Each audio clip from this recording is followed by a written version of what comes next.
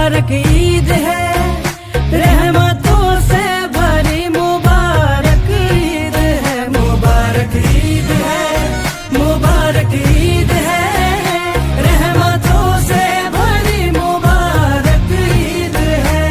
এই 30 দিন ইফতারি বিতরণীতে সহযোগিতা করার জন্য সকলকে ধন্যবাদ। এবং বিশেষ ধন্যবাদ আমাদের কোর্ট টিমকে, যারা প্রত্যেকদিন মাঠে নেমে এই পরিশ্রমের কাজটি বাস্তবায়ন করে তুলেছে।